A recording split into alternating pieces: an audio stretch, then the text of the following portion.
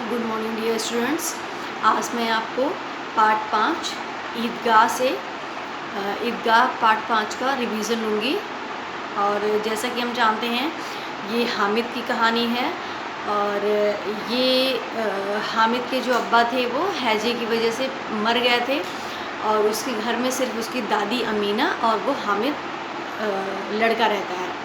तो जैसा कि हम जानते हैं रमज़ान के पूरे 30 रोज़ों के बाद तब ईद आती है। रमज़ान के पूरे 30 रोज़ों के बाद ईद आती है। और ईद वाले दिन कितना मनोहर दृश्य होता है, कितना सुहावना प्रभात होता है। और आज का सूर्य देखो कितना प्यारा, कितना शीतल है, मानो संसार को ईद की बधाई दे रहा हो, मानो संसार को ईद की बधाई दे रहा हो। गांव में कितनी हलचल है, गांव में कितनी हलचल है। ईदगाह जाने की तैयारियां हो रही हैं, ईदगाह जाने की तैयारियां हो रही हैं। लड़के सबसे ज़्यादा प्रसन्न हैं। रोज़ ईद का नाम रटते थे, रोज़ ईद का नाम रटते थे। आज वह आ गई। उनकी अपनी जेबों में तो कुबेर का धन भरा हुआ है, उनकी अपनी जेबों में तो ऐसे लगता है जैसे कुबेर का खजाना भरा हुआ है। बार बार वो पैसा अपने जेब से अपना खजाना निकाल कर गिनते हैं और खुश होकर फिर रख लेते हैं। महमूद गिनता है 1 2 10 12, उसके पास 12 पैसे हैं। मोहसिन के पास 1 2 3 8 9 11 पैसे हैं। इन्हीं अनगिनत पैसों से अनगिनत चीज़ें खरीदेंगे, अनगिनत खिलौने लाएंगे, जैसे अनगिनत चीज़ें लाएंगे जैसे खिलौने, मिठाइयाँ, बिगुल, गेंद और न जाने क्या क्या। सबसे ज़्यादा प्रसन्न है हामिद। सबसे ज़्यादा खुश कौन है? हामिद, क्योंकि उसके पास पैसे नहीं है लेकिन फिर भी वो बहुत ज़्यादा खुश है। और जिसके अब्बा पिछले साल हैजे की वजह से मर गए थे और फिर एक दिन माँ भी उसकी मर गई। अब हामिद अपनी बूढ़ी दादी के साथ रहता है और बहुत ज़्यादा खुश रहता है। उसे किसी चीज़ की चिंता नहीं है, इसलिए वो सबसे ज़्यादा खुश रहता है। फिर हामिद के पाँव में जूते नहीं हैं, हामिद के पाँव में जूते नहीं हैं। सिर पर एक पुरानी धुरानी टोपी है जिसका गोटा काला पड़ गया है, फिर भी वह खुश है। अभागिन अमीना अपनी कोठरी में बैठी रो रही है। आज ईद का दिन और उसके घर में एक दाना तक नहीं। इस अंधकार और निराशा में वह डूबी जा रही है। किसने बुलाया इस निगोड़ी नींद को? वो सोचती है किसने बुलाया इस निगोड़ी नींद को, इस ईद को, किसने बुलाया इस निगोड़ी ईद को।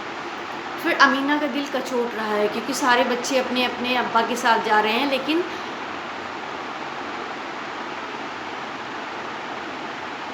हामिद के अब्बा पिछले साल हैजे की वजह से मर गए थे, इसलिए हामिद अपने अब्बा के साथ नहीं जा रहा है। और अमीना का दिल कचोट रहा है, उसे दुख हो रहा है, लेकिन क्या कर सकती है। कुल 2 आने पैसे बच रहे हैं, 3 पैसे हामिद की जेब में, 5 अमीना के बटुए में। अब अल्लाह ही बेड़ा पार लगाए। गांव से मेला चला, बच्चों के साथ हामिद भी जा रहा है।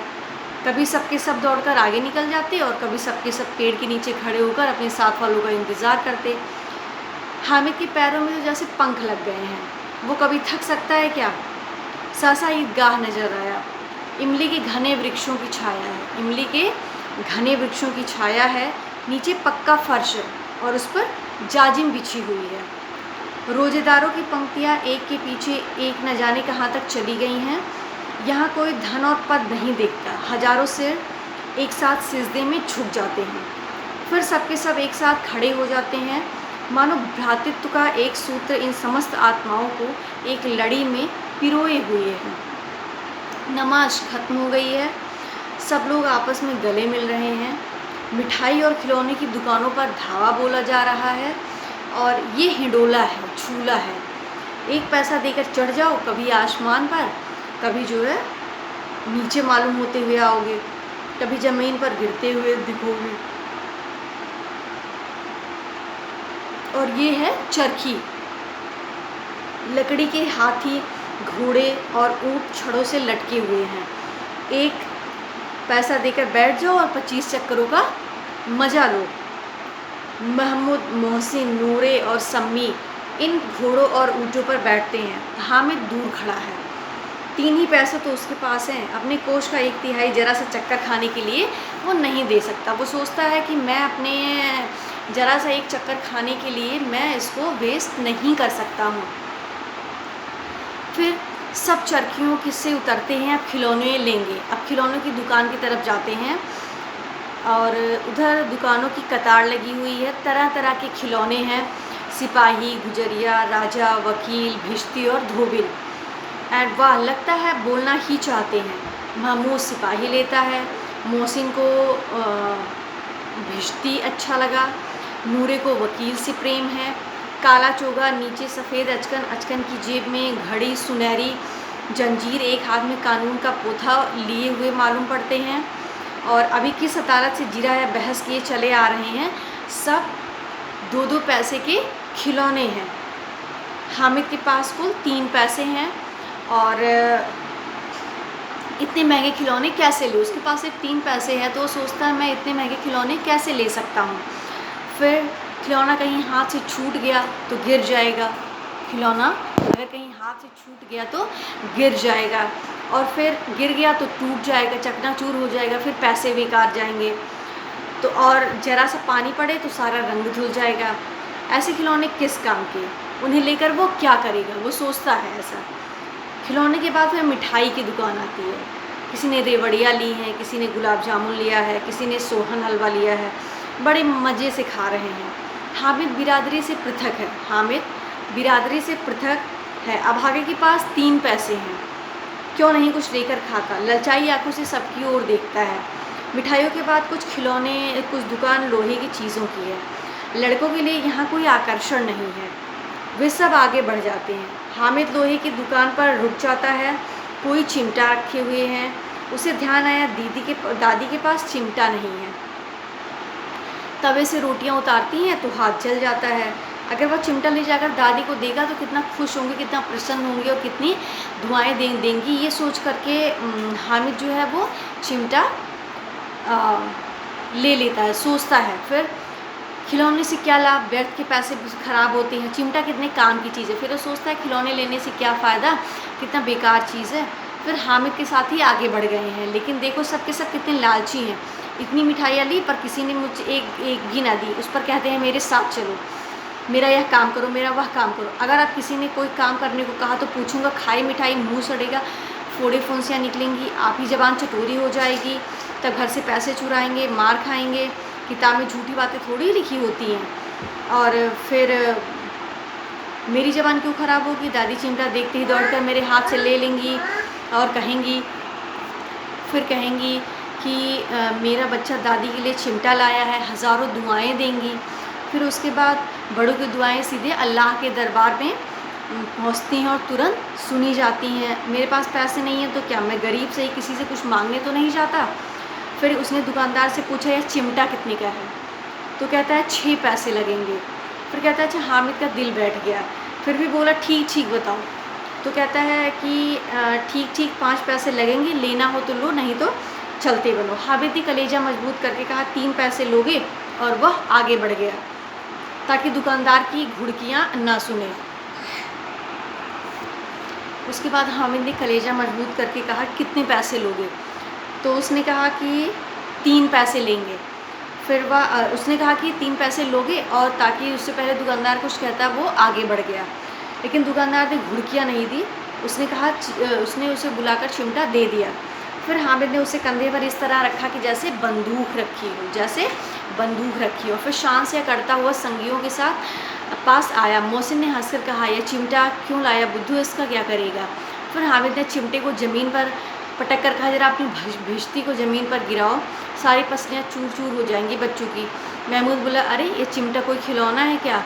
हामिद बोला खिलौना क्यों नहीं है, अभी कंधे पर रखा तो बंदूक हो गई, हाथ में ले लिया फ़कीरों का चिमटा हो गया। चाहो तो इसे मज़ीरे का काम भी कर सकता हूँ, एक चिमटा जमा दूँ तो तुम लोगों के सारे खिलौनों की जान निकल जाए।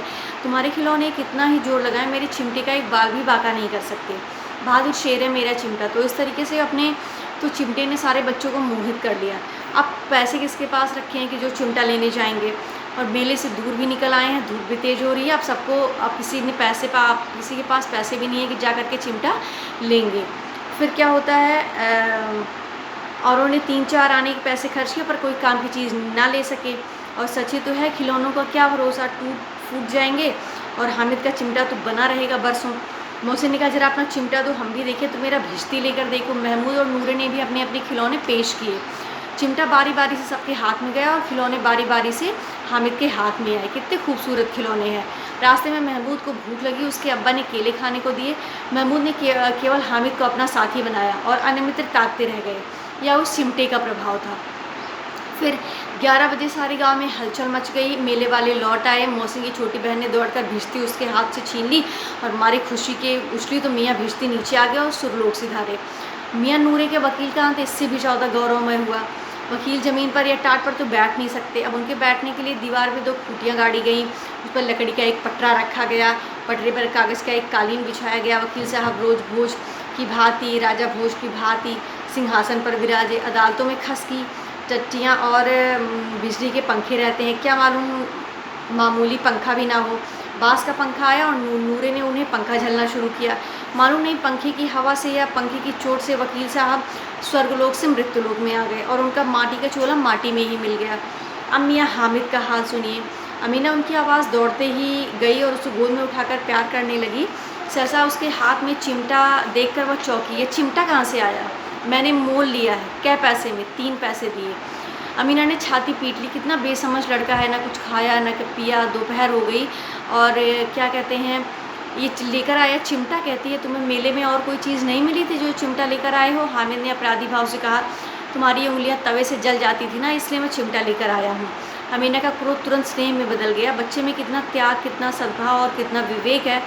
दूसरों को खिलौने लेते समय, मिठाई खाते समय क्या उसका मन नहीं ललचाया होगा? फिर भी वहाँ उसे अपनी बुढ़िया दादी की याद बनी रही। अमीना का मन गदगद हो गया, रोने लगी। दामन फैलाकर हामिद को दुआएं भी देने लगी और उसकी आंखों से आंसू की बड़ी बड़ी बूंदें गिरने लगी। ये मुंशी प्रेमचंद के द्वारा लिखा गया है। और जैसा कि हम कहते हैं, इस पाठ से हमें ये शिक्षा मिलती है कि हमें अपने परिवार में बुज़ुर्ग लोगों की ज़रूरतों का ध्यान रखना भी एक प्रकार का सद्गुण है। इस पाठ में जितने भी अभ्यासकार एक्सरसाइज दिए गए हैं, शब्दार्थ, मौखिक उत्तर मेल कीजिए, समझिए, लिखिए, वाक्य सही या गलत, विलोम शब्द लिखे, प्रश्नों के उत्तर दीजिए, ये सारा आपको याद करना है और याद करके रफ कॉपी में लिख करके अभ्यास कार्य करना है।